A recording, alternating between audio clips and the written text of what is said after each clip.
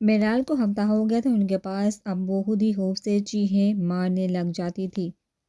اس کو لگتا تھا جیسے کوئی اس کے پاس بیٹھا ہے، کبھی اس کے سامنے ہے جو اس کو دیکھ رہا ہے۔ دلاور روز آتا اور اس کو ہراساں کر کے جاتا۔ کھانے کو بس ان کے 5 نوالے چاول دے دیے جاتے تھے، صبح اور شام ساتھ تھوڑا سا پانی جسے وہ اپنا حلق ہی گیلا کر پاتی۔ آج اس نے ایک سام منگوایا تھا اور گارڈ کو حکم دیا کہ یہ میرال کے کمرے میں چھوڑائے۔ بظاہر تو سام کا زہر نکال لیا گیا تھا، لیکن اچھا خاصا موٹا تھا کہ انسان کو اپنی لپیٹ میں لے کے مار سکتا تھا۔ ابھی بھی میرال نڈھال سے فرش پا اوندے منہ پڑی تھی جب اس کو اپنی کمر پر کچھ رینگتا ہوا محسوس ہوا۔ میرال کو لگا کہ دلاور پھر واپس آ گیا جو تھوڑی دیر پہلے گیا تھا۔ میرال نے اس کو نہ دیکھا تھا اور نہ نام جانتی تھی، بس اتنا پتا تھا کہ ایک آدمی روز آتا ہے اور بہت برے طریقے سے ہراساں کرتا ہے اس کو۔ ابھی بھی ویسے محسوس ہوا کہ دلاور واپس آ گیا تو وہ سسک اٹھی۔ چلانے پر دلاور نے کئی بار میرال کو بری طرح سے مارا تھا کہ کپڑے تک پھٹ گئے تھے، تو اب بھی وہ چلانے کی غلطی نہیں کرنا چاہتی تھی، لیکن اب اس کو محسوس ہو رہا تھا کہ یہ ہاتھ نہیں ہے، کوئی چیز ہے جو مسلسل ہل رہی ہے اور اوپر بڑھ رہی ہے۔ ہمت کر کے بیٹھنے کی کوشش کی تو سانپ اس کے گلے کے لپٹنا شروع ہو گیا۔ پہلی خوب سے رو رہی تھی، اب تو حواس ہی کھو بیٹھی۔ ہٹاؤ اسے، یہ مجھے مار رہا ہے، ہٹاؤ اس سے میرا سانس، ہٹاؤ۔ اب جتنی طاقت بچی تھی اتنی سے چیخی، لیکن گلے پہ زور پڑتا جا رہا تھا جو اس کی جان لینے کے در پہ تھا۔ اوپر سے ڈر اتنا کہ آس پاس اب ڈرامنی شکلیں نظر آنے لگی تھی جو اس کو دیکھ کے ہنستی تھی۔ اب سام کا دباؤ برداشت نہ کر پانے پہ بے ہوش ہو گئی۔ تھوڑی دیر بعد جب گارڈ اندر آئے تو میرال کو فوراً دیکھا کہیں مار تو نہیں گئی۔ سانسیں بہت دھیمی چل رہی تھی۔ سام کو پکڑ کے واپس لے کر دلاور کو اطلاع دے دی۔ دلاور کمرے میں آج ہفتے بعد کمرہ روشن ہوا تو میرال کو حقارت بڑی نظروں سے دیکھ کر اس کے پاس آگے گھٹنوں کے بل بیٹھ گیا، اس کے چہرے سے بال ہٹائے۔ آج وہ پہلی بار دیکھ رہا تھا میرال کو، لیکن اجڑی حالت میں بھی وہ اس کو دلکش دکھائی دے۔ اس نے سوچا ابھی ایسی ہے تو پہلے کیسی ہوگی۔ دلاور کو شیطان اور اکسانے لگا۔ پہلے تو وہ بس ہراساں کرتا، لیکن اب اس کی نیت اور بری طرح سے بدل گئی۔ اٹھ کے اس نے دروازہ بند کیا، اس کے پاس آیا، اسے سیدھا کر کے سراپے کو گہری نظروں سے دیکھا۔ نظروں میں ہوس موجود تھی۔ اس نے میرال کا چہرہ تھپتھپایا لیکن اس نے آنکھیں نہیں کھولی۔ 2-3 بار کرنے پہ جب آنکھ نہ کھلی تو دلاور نے غصے سے اس کے وال مٹھی میں لیے اور ایک تھپڑ اس کے چہرے پہ مارا، جس سے میرال کراہی اور اپنی آنکھیں کھولی، لیکن سانس رکنے کے در پہ تھی۔ دلاور نے اس کی گرے آنکھیں دیکھی جس میں ڈر، خود اور نہ جانے کیا کیا تھا۔ ڈر، خوف اور نہ جانے کیا کیا تھا۔ اس کو مارنے کی بجائے مجھے رکھیل بنانا چاہیے تھا، جس کو اس طرح زیادہ تڑپانے میں مزہ آتا ہے۔ ابھی بھی بن سکتی ہے، دیر تھوڑی ہوئی ہے، حباست سے کہتا اس نے میرال کی شرٹ کی طرف ہاتھ بڑھایا کہ باہر سے گارڈ کے چلانے کی آوازیں آئی۔ اس وقت دلاور کا دل کیا سب تباہ کر دے۔ باس باہر آئیے، فوج نے حملہ کر دیا ہے، جلدی ہمیں بھاگنا ہوگا۔ یہ بات سن کے دلاور کو جھٹکا لگا اور فوراً بھاگنے کے پر توڑنے لگا، لیکن پیچھے مڑ کے میرال کو دیکھا۔ اس کو ساتھ لے جاتا ہوں، نہیں وقت لگ جائے گا، بعد میں تمہیں تو میں پا کے رہوں گا۔ جسٹس کی چڑیا ایک حقارت بڑی نظر اس کے وجود پر ڈال کے وہاں سے بھاگا اور گارڈ کے ساتھ خفیہ رستوں سے ہو کر نکل گیا۔ فوج نے ہر طرف سے اس جگہ کو قابو کر لیا تھا، لیکن سوائے افسوس کے دلاور بھاگ گیا۔ میرال میری بچی کہاں ہو؟ یعقوب صاحب دوڑتے ہوئے اندر آئے اور میرال کو ہر جگہ ڈھونڈنے لگے۔ ایک کمرے میں کہاں گئے جہاں پہ اب روشنی تھی، دیکھا تو اجڑی حالت میں میرال بے سود بے ہوش پڑی تھی۔ یعقوب صاحب نے سب سے پہلے اس کو ڈانبا اور اپنی گود میں اٹھایا۔ تبھی اقبال صاحب بھی اندر آئے اور میرال کی حالت دیکھ کے نظریں پھیر گئے۔ اس کو ابھی کے ابھی لے کے جانا ہوگا ہاسپٹل، اس کی پلس بہت سلو چل رہی ہے۔ کمال صاحب نے اس کی نبض ٹٹولتے ہوئے کہا تو وہ روتے ہوئے اس کو گاڑی میں لے کے بیٹھے۔ میں اس کو ہسپتال لے جانے کی غلطی نہیں کر سکتا کمال، کچھ اور سوچو۔ یعقوب صاحب نے میرال کا سر اپنی گود میں رکھتے ہوئے کہا ہاں میں بھی یہی سوچ رہا ہوں، اب میں اس کو اپنے ایک دوست کے پاس لے کے جا رہا ہوں جس کی وائف بھی ڈاکٹر ہے اور ایک ہی کلینک پہ اس ٹائم ہوتے ہیں۔ ہاں جلدی چلاؤ، اگر اس کو کچھ ہو گیا تو میں خود کو کبھی معاف نہیں کروں گا۔ میرال کے ہاتھ ملتے ہوئے کہا کمال صاحب کو جو ویڈیو میں ایک دکان نظر آئی تھی وہ شہر سے بہت دور ایک چھوٹے سے قصبے کی تھی جو کہ ویران ہی تھا۔ ابھی اپنے سورسز کے ذریعے ان کو جلدی معلوم ہو گیا تھا تو وہ فوراً نکلے تھے۔ جگہ پہ پہنچ کے ان کو دلاور نہ ملا، البتہ اس کا آدمی پکڑا گیا۔ کلینک پہنچے ان کو کافی دیر گزر گئی تھی۔ ڈاکٹر کچھ ٹیسٹ وغیرہ کر کے لے گئی تھی جس کی رپورٹ بس آنے والی تھی۔ بہت بڑا اور گہرا اثر پڑا تھا اس سب کا میرال کے ذہن پہ۔ ڈاکٹر کے مطابق اس کو ٹھیک ہونے میں کافی وقت لگے گا، ہو سکتا ہے کہ اب یہ روشنی میں بھی ڈر جائے۔ آسیہ بیگم کو اطلاع دے دی گئی تھی، وقاص ان کو لانے والا تھا۔ تبھی ڈاکٹر بھی آتی ہوئی دکھائی دی۔ اس کو مینٹلی بہت ٹارچر کیا گیا، خوف اس کے دل میں بٹھا دیا گیا ہے۔ Otherwise she is fine. دکے چپے الفاظ میں میرال کی کنڈیشن بتائی تو یعقوب صاحب نے اللہ کا لاکھ لاکھ شکر ادا کیا کہ ان کی بیٹی ٹھیک تھی لیکن مینٹلی ہیلتھ ٹھیک نہیں تھی۔ کئی گھنٹوں بعد جب میرال کو ہوش آیا تو چیخنا شروع ہو گئی کہ میرے پاس نہ آؤ، ہاتھ نہ لگاؤ، بہت شور مچایا۔ کسی کے کہنے پہ ہی نہیں آ رہی تھی تو مجبوراً اس کو انجیکشن لگانا پڑا۔ آسیہ بیگم کا تو دل ہی کٹ کے رہ گیا تھا اپنی بچی کی یہ حالت دیکھ کے۔ وہ کسی کو اپنے پاس ہی آنے نہیں دے رہی تھی۔ کافی دن گزرے تو ذرا یعقوب صاحب کے ساتھ رہنے لگی، بولنا چھوڑ دیا تھا۔ امی سے بھی بس بہت کم بات کرتی تھی۔ نماز نے بہت کوشش کی اس سے بھی بات کرے لیکن وہ جواب ہی نہیں دیتی تھی۔ اکیلے کمرے میں رہنے سے ڈر لگنا شروع ہو گیا تھا۔ رات کو آسیہ بیگم اس کے پاس ہوتی تھی۔ لائٹ چلا کر ایک بار لائٹ بند کی تو رات کو چیخنا شروع کر دیا کہ اس کے ساتھ کوئی بیٹھا ہے، کوئی اس کو دیکھ رہا ہے۔ آسیہ بیگم کو اس کی حالت سے خوف آ رہا تھا لیکن اب ان کو بھی اس سے مضبوط بنانا تھا تو آہستہ آہستہ اس سے باتیں کرتے۔ اسی طرح ایک دن یعقوب صاحب نے ہماری سحر کی کہ میرال فائٹنگ کلاسز جوائن کرے، جس پہ پہلے اس نے انکار کر دیا لیکن نوال بھی ساتھ ہی تو مان گئی۔ آہستہ آہستہ اس کو سمجھاتے گئے تو وہ باتیں کرنا شروع ہو گئی، سب سے مل بھی لیتی، اب اپنا خوف نہیں ظاہر کرتی تھی۔ اندھیرے میں ابھی بھی کسی کے ہونے کا احساس ہوتا تو لائٹ جلا کے سوتی۔ ایک دن پاپا کی طبیعت اچانک خراب ہوگی اور ہارٹ اٹیک سے ان کا انتقال ہو گیا۔ تب ابھی اس واقعے کو 4 مہینے ہی گزرے تھے لیکن جاتے جاتے ایک بار وہ میرال کو اپنے خواہش کا بتا گئی کہ بہادر بنے اور ہو سکے تو آرمی یا پولیس جوائن کر لے۔ پاپا کے انتقال پہ بھی میرال ایک بار پھر وہی ڈری سہمی رہتی تو وقاص اس کے ساتھ ہی رہتا، بڑا بھائی بن کے اس کا ساتھ دیتا۔ وہ خود بھی آرمی میں جانے کی تیاری میں تھا، ساتھ ساتھ میرال کو بھی کچھ سیلف ڈیفینس سکھا دیتا۔ نواز زور و شور سے سیکھتی گئی، جو لڑکے اس کو اسکول میں تانگ کرتے اس کا قیمہ بنائے گی۔ آہستہ آہستہ وقت گزرتا گیا، میرال نے پولیس فورس جوائن کر لی۔ اب وہ پہلے جیسے میرال بالکل بھی نہیں تھی، مکمل بدل چکی تھی، ایک نڈر اور بہادر۔ جب میرا اسلام آباد میں اسی سے ملی تب مووی دیکھنے کا پلان بنا۔ وقاص سچے سے جانتا تھا کہ میرال نہیں دیکھتی ایسی چیزیں، ان سب سے پرہیز کرتی تھی جتنا ہو سکے لیکن بتاتی کچھ نہیں۔ اس لیے وقاص نے اسٹارٹ کیا تھا کہ مووی بند کر رات ہو گئی۔ جب آدھی رات ہوئی اور لائٹ چلی گئی، وقاص فوراً میرال کے روم میں گیا اور دیکھا کہ وہ نیچے بیٹھ کے رو رہی ہے۔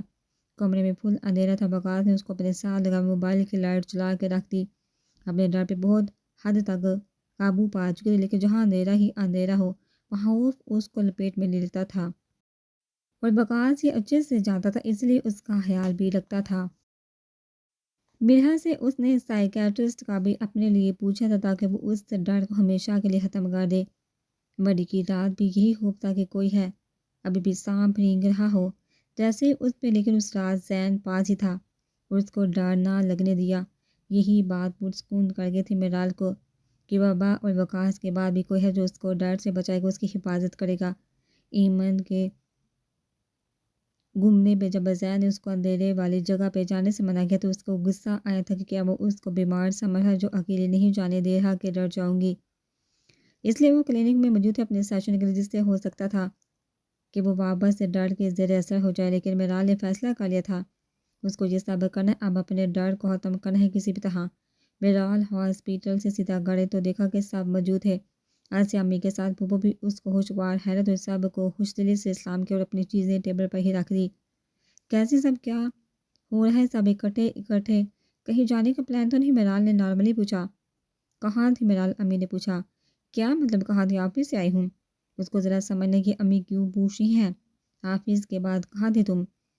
اب کی بار سنجیدگی سے سوال کیا گیا۔ امی کیا ہو گیا؟ آفس سے سیدھا گھر آئی ہوں، میرال نے تحمل سے بتایا۔ جھوٹ نہ بولو میرال، کیوں چھپا رہی ہو؟ کہاں جاتی ہو تم؟ کیوں چھپانا چاہ رہی ہو ہم سب سے؟ یہ امی کے آواز سے نکل پڑے تھے، یہ سوچ کے جس بیٹی کو وہ بہادر سمجھتے رہے کہ وہ کسی چیز سے نہیں ڈرتی نہ گھبراتی، وہ اپنے اندر ایک ڈر لے کے بیٹھی۔ اب پتہ چلا کہ میرال ان کی بچی ان سے اپنے احساسات چھپا کر رکھتے تو ان بے قیامت ٹوٹ پڑی تھی۔ امی میری بات سنیے۔ کیا کہہ رہی ہیں آپ؟ ابھی وہ کہہ رہی تھی جب انہوں نے ہاتھ کے اشارے سے بولنے سے منع کر دیا۔ مجھے کچھ نہیں سنا، جاؤ یہاں سے، ٹوٹے لہجے میں کہتی وہ وہیں صوفے پہ روح موڑ کے بیٹھ کی اشارہ صاف تھا کہ جاؤ، اب بات کرنے کا کوئی فائدہ نہیں۔ آپ ہی آہر کیوں نہ والے بھی ایک شکوا کے نظر ڈالی اور وہیں پہ بیٹھ گئی۔ اس کو بھی بہت رونا آ رہا تھا کہ میری بہن نے کیوں نہیں اعتبار کیا ہم پہ، کہ ہمیں بتایا بھی نہیں۔ کافی دیر وہاں میں خاموش رہی، جب میرال نے بولنا چاہا کہ کوئی اس کی سننے کو تیار نہ تھا۔ آپ سب ایسا کیوں کریں میرے ساتھ؟ اس نے دکھ سے سب کی طرف دیکھ کے کہا جو اس سے بات تک نہیں کرنا چاہ رہے تھے۔ تم بتاؤ تم نے کیوں کیا ایسا؟ کہاں لگا تھا تمہیں کہ ہم تمہیں کبھی بیمار سمجھیں گے؟ آسیہ امی نے کرب سے کہہ کے رخ موڑا۔ میرال کو اب سمجھا کہ ان کو ڈاکٹر والی بات پتہ چل چکی ہے۔ امی آپ تو سمجھی، میں نہیں چاہتی تھی کہ… میرال کی آواز میں نمی گھل گئی جب نوال نے ٹوکا۔ ابھی ہم آپ سے بہت پیار کرتے ہیں، آپ ہمارے لیے بہت قیمتی ہیں، کبھی کچھ ہونے نہیں دے سکتے۔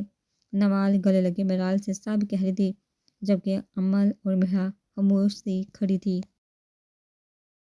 امی میں نہیں چاہتی تھی کہ میری وجہ سے کوئی آپ کو باتیں کر کے آپ کی بیٹی پاگل ہے، اس واقعے نے مجھے بدل دیا۔ لیکن میں پھر بھی آپ سب کے سامنے آپ کے ساتھ بالکل کے لیے جب میں اکیلی ہوتی ہوں تب کیا ہوتا ہے میرے ساتھ، میں ختم کر دینا چاہتی تھی یہ ڈر، یہ سب جس کی وجہ سے مجھے نیند نہیں آتی تھی، جس کی وجہ سے میں اکثر راتیں اٹھ جاتی، اس پر پھر جھوٹ بولنا پڑتا مجھے۔ میں تھک گئی تھی، اپنے آپ کو کمزور نہیں کرنا چاہ رہی، لیکن پھر بھی ضبط ٹوٹ رہا تھا، آنسو بہہ نکلے تھے۔ اندر آتے وزیر وقاص نے ساری باتیں سنی تھی اس کی۔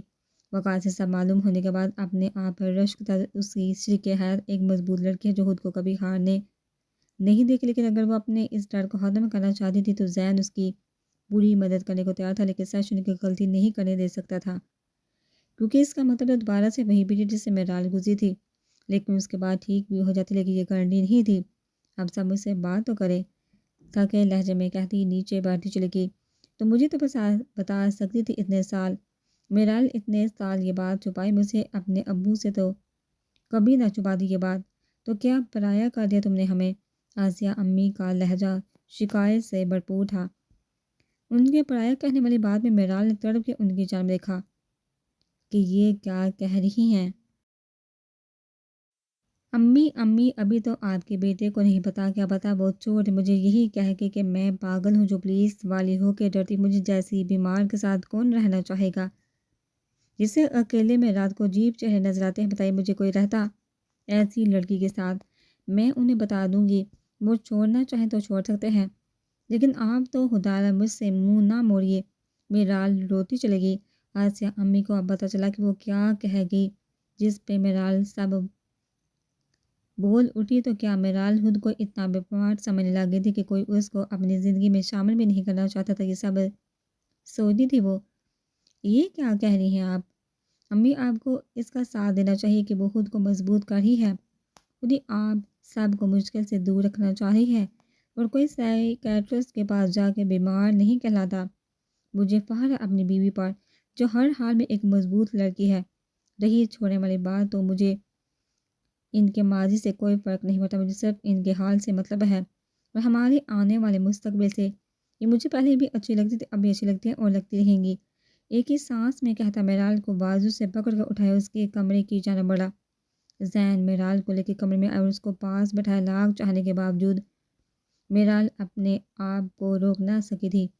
میرال بس کر، اور کتنا رونا ہے؟ زین نے ساتھ لگاتے کہا تو میرال بھی سسکی۔ زین مجھ سے کوئی بات نہیں کرتا، مجھے کوئی کیوں نہیں سمجھتا، میں کیسے بتاتی؟ اس کے ساتھ لگی رونے کا شغل فرما رہی تھی، ساتھ اس کی شرٹ بھی گیلی کر رہی تھی۔ زین نے پہلی بار اس کو اتنا شدید رد عمل دکھاتے دیکھا تھا۔ اب اس کا رونا اس کو تکلیف دے رہا تھا۔ کوئی بات نہیں کر رہا، میں تو کر رہا ہوں نا، میں ہمیشہ ساتھ ہوں تمہارے۔ زین نے پیار سے اس کے سر پہ بوسہ دیتے ہوئے کہا۔ اس کا حجاب اتار دیا جو کافی خراب ہو گیا تھا۔ اچھا ادھر دیکھو میری آنکھوں میں۔ جی، میرال نے ناسمجھی سے زین کی طرف دیکھا تو وہ مسکرا دیا۔ کچھ نہیں، تم بس رویا نہ کرو، رونے سے تمہاری آنکھیں اور پیاری لگتی ہیں۔ میرال کا چہرہ اپنی طرف کرتے ہوئے اس نے پیار سے آہستگی سے کہا تو وہ پھر الجھن سے اس کو دیکھے گئی۔ آپ کیا کہہ رہے ہیں؟ مجھے سمجھ نہیں آ رہا، میرال نے اپنے آنسو صاف کرتے ہوئے کہا۔ اگر بتا دیا تو اس حالت میں بھی تم چھوڑنے والی نہیں۔ وہ بس دل میں سوچ کر رہ گیا۔ کہا کچھ نہیں، بس مسکرا دیا۔ میری بات سنو دھیان سے، تمہیں کوئی بھی بیمار نہیں سمجھتا اور نہ ہی پاگل، تم جیسی ہو مجھے اچھی لگتی ہو اور مجھے اسی طرح قبول ہو۔ آئندہ چھوڑنے والی بات نہیں کرنی، ایک ایک سانس جینا چاہتا ہوں تمہارے ساتھ میں۔ زندگی کے ہر موڑ پہ تم مجھے اپنے ساتھ پاؤ کہ میں اکیلا کبھی نہیں چھوڑوں گا تمہیں۔ تم نے یہ بات گھر والوں سے کیوں چھپائی؟ میں جانتا ہوں، لیکن سب کو سمجھنے میں ٹائم لگے گا، تو تم خود کو پریشان نہ کرو۔ میرال کو نظروں کے ہزار میں رکھ کے سمجھا رہا تھا، جس پہ اس نے معصومیت سے اس بات میں سر لایا، جس پہ زین نے مسکرا کے اس کے ماتھے پہ لب رکھ دیے، کہہ کے پھر سے ماتھے پہ لب رکھے اور پھر آنکھوں کو چوما، جنہیں رو رو کے سجا لیا تھا۔ کیا کہہ رہے ہیں کب سے؟ مجھے سمجھ نہیں آ رہی، میرال نے الجھن سے پوچھا تو اب کی بار کہکا لگا اٹھا۔ کچھ نہیں یار، تم آؤ میرے ساتھ فریش ہو جاؤ۔ کیا کہا آپ کے ساتھ؟ میرال نے گڑا، میرا مطلب کہ میں چھوڑ آتا ہوں، آؤ۔ زین نے سنجیدگی سے کہا، لیکن شرارت واضح تھی، میں چلی جاؤں گی خود۔ میرال واش روم چلے گی، پیچھے وہ اس کے بستر پہ ہی نیم دراز ہو گیا۔ جس طرح زین نے سب کے سامنے میرال کی سائڈ لی، میرال کے دل میں اس کے لیے احترام اور محبت زیادہ بڑھ گئی تھی۔ وہ اپنے آپ کو خوش نصیب تصور کر رہی تھی، اتنا اچھا لائف پارٹنر ملا جو سب کے سامنے اس کا ساتھ نہیں چھوڑتا تھا۔ رات کا وقت ہو گیا تھا اور اندھیرے کے ساتھ سردی بڑھ گئی تھی۔ میرال فریش ہو کر آئی تو زین شاید سو رہا تھا یا ایسے ہی لیٹا تھا، اندازہ نہیں لگا پائی۔ اس پہ ایک نظر ڈال کے نیچے گئی جہاں امی اور پھوپھو بیٹھی تھی۔ میرال ان سے پاس جا کے ان کے گھٹنوں کے قریب بیٹھ گئی۔ امی، میں جانتی ہوں کہ میں نے ٹھیک نہیں کیا، لیکن آپ بھی تو دیکھیے کہ مجھے آپ سب نے شروع سے ہی کہا تھا کہ بہادر بنو اور حوصلہ پیدا کرو۔ اب جب میں نے ایسا کیا تو آپ سب مجھ سے ناراض ہو رہے ہیں، ایسا تو نہ کرے نا۔ میرال نے روتے ہوئے اپنی ماں کے گھٹنوں پہ سر رکھ دیا تو آسیہ امی نے پیار سے اس کے سر پہ ہاتھ پھیرا، پھوپھو نے بھی جھک کے سر پہ پیار کیا۔ لیکن میری جان چھپایا کیوں تھا؟ آپ بتا بھی تو سکتی تھی نا، اپنی ماں کو تو بتاتی، کیوں خود سب برداشت کرتے؟ انہوں نے پیار بڑی حوصلے سے کہا۔ اچھا نا، معاف کر دے اپنی میروں کو، اس نے لاڈ سے کہا تو انہوں نے اس کے سر پہ بوسہ دیا۔ اچھا جاؤ اب آرام کر لو۔ زین کہاں ہے؟ میرال اڑنے لگی تو امی نے پوچھا۔ وہ کمرے میں ہی ہے، شاید سو گئے ہے، دیکھتی ہوں آپ سب کے لیے چائے لاؤں، کہہ کے جانے لگی جب امی نے روکا۔ چائے رہنے دے بچے، زین بھی تھکا ہوگا، سونے دو، آپ بھی جا کے آرام کر لو۔ میرال جی اچھا کہہ کر چلی گئی۔ جب روم میں گئے تو زین صاحب حسب معمول شرٹ اتار کے باقاعدہ صحیح سے لیٹ چکے تھے۔ میرال کو اس کی یہ عادت عجیب لگی تھی، خیر اب کیا کر سکتے، اپنا تکیہ پکڑ کے صوفے پہ جانے لگی جب زین نے اس کا ہاتھ پکڑ لیا۔ گرفت نرم تھی۔ جی، میرال نے پلٹ کے سوال کیا۔ کدھر جا رہی ہو؟ ادھر ہی رہو میرے پاس، زین نے اپنا چہرہ اٹھا کے کہا تو میرال گڑبڑا گئی۔ اچھا نہیں لگتا اس طرح رخصتی سے پہلے ساتھ رہنا، میرال نے آہستہ آواز میں کہا اور جانے لگی جب زین نے اس کو کھینچ کے اپنے پہلو میں گرایا۔ کیا نہیں اچھا لگتا؟ بیوی ہو میری، اب سو جاؤ، صبح پھر وقاص کی شادی کی شاپنگ بھی کرنی ہے۔ اپنے ہزار میں لے کے میرال کو خود سو گیا تو میرال اس کو کافی دیر دیکھتی رہی۔ میرا خلوص ہیرو، اس کے گال پہ ہلکے سے کھینچ کے وہ بھی سو گئی۔ میرال کے جانے کے بعد شاعری بھی ان خواتین کے پاس آ کے بیٹھ گیا جو آپس میں بات کر رہی تھی۔ جلدی ہی سونے چلی گئی ہیں، شاعری نے میرال کے بارے میں کہا، کیونکہ ابھی رات کے 8 بج چکے تھے۔ تمہاری بہن ابھی اتنا کہا تھا کہ شاعری چی بڑا خدا کو مانیے، کیا کر رہی ہیں بہن؟ اف تو بدبہ بسان تھی، وہ میری ان کو چپ میں کروانے لگا تھا، لیکن مقدو آپ کا دماد آگے آپ نے دیکھا کیسے آج کل شرم بیچ کھائی ہے۔ سب نے اس کے بائی بکاس کے سامنے ہی کمر میں لے گیا۔ اللہ معاف کرے، آج کل کی نسل کو اپنا وہی خالص زنانہ سٹائل اپنا کے کہا تو امی بھوپو ہنسی۔ کمرے سے باہر آتی نوال نے بھی اس کی باتیں سنی۔ امی ویسے کتنی اچھی بات ہے نا، آپ کو ایک نئی دوست مل گئی، شاعری دا پھپھے کٹنی، ہا ہا ہا۔ امی بات پہ ہی کہہ لگا کے شاعری کا دل جلایا۔ ویسے امی آپ کو نہیں لگتا اگر نوال چائے بنا لیتی تو میرال کو کہنا ہی نہ پڑتا، بیچاری آگے ہی تھکی سی آئی تھی، اس سب کا دھیان رکھنا چاہیے نا نوال کو۔ شاعری نے بھی آرام سے ماچس سے تیلی نکال کے آگ لگا دی جو بڑک بھی اٹھی۔ صحیح کہہ رہا ہے شاعری بچہ، تمہیں شرم آنی چاہیے نوال کے بڑی بہن کام سے آئی ہے تو اس کے کام کہنے سے پہلے کو کام کرو، لیکن نہیں، دنیا کی نکمی ترین اولاد ہی میری ہے۔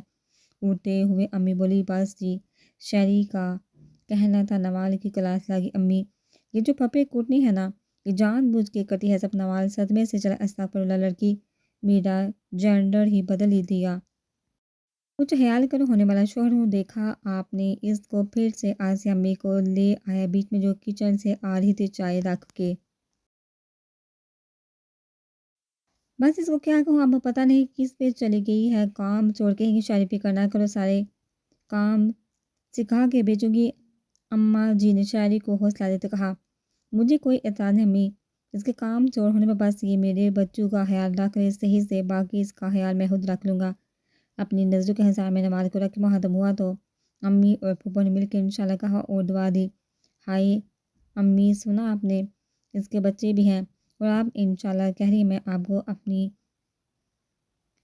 میں آپ کی اپنی بیٹی ہوں بھی کہ نہیں جو 4 بچوں کے ابا سے شادی کروا رہے ہیں؟ نوال بھی لڑکا اردو کی طرح بولی، لڑکی ہوش میں ہو، یہ کہ الزام لگا رہی ہو اپنے معصوم ہونے والے شوہر پہ؟ میں کابو 4 بچوں کا باپ، لیکن انشاءاللہ ہوں گا، سمجھتی ہی نہیں۔ شاعری تو تعلق کے مطلب براؤنی کو سمجھ کچھ نہیں آیا تھا، اس کے آخری جملے پہ پھپھو کا بے ساختہ کہنا گونجا۔ نوال سوچ سمجھ کے بات کیا کرو بیٹا، وہ آپ کے اور اپنے بچوں کی بات کر رہا ہے۔ پھپھو نے شرارت سے کہا، لیکن نوال صاحبہ کہاں غور کرتی، وہ تو اپنی بے عزتی برداشت کرنے میں ہلکان ہوتی جو شاعری کی وجہ سے ہوئی ہے۔ آپ کو پتہ ہے کہ آج جونی میں کیا ہوا تھا؟ ایک کٹی کبوتری اس پہ گری پڑی تھی اور اس نے اٹھانے کی اسے زحمت بھی نہ کی، ایسے چپک بیٹھا تھا جیسے الفی لاگے ہو دونوں کو۔ نوال نے ماتھے میں بال ڈال کے ہاتھ نچا نچا کے کہا، شاید یہ کیا سن رہی ہوں؟ پھپھو نے مصنوعی روپ سے کہا، تو اثر کسی کو نہ ہوا۔ اب دیکھیے امی جان کے جب کوئی آپ سے کوئی مدد مانگے تو منع تو نہیں کرتے، اس لیے میں بس اسے سوال سمجھا رہا تھا۔ جولی میں بٹھا کے نوال نے فوراً سے پہلے اس کا جملہ مکمل کیا، استغفراللہ، جولی میں کہاں بیٹھی تھی، وہ بس کندھے سے ہی لگی تھی۔ شاعری نے اس طرح بات کی جیسے مزہ نہیں آیا۔ دیکھ لی آپ صاحب نے، میرال نے امی پھپھو کو دیکھ کے کہا جو ان کی نوک جھونک سے لطف اٹھا رہے تھے، یہ آپ کے سامنے ایسی باتیں کر رہی ہے کہ جولی میں بٹھانا تھا اس کو یونی میں تو اس نے کسی کو بھی نہیں بٹھایا کہ یہ میرا ہے۔ رونے کی ایکٹنگ کرتے نوال نے کہا، پھر اپنا جملہ غور کرنے پہ صحیح بکا لیا، میرا مطلب ہے کہ میرا منگیتر ہے، وہاں کوئی لڑکی بات کرے اس سے تو مزے سے ان کی بات سنتا ہے، مجھے ہی سب کو بتانا پڑتا ہے کہ میں اس کی کیا لگتی ہوں، ورنہ یہ جناب تو فری کی تتلیاں دیکھتے رہتے ہیں وہاں۔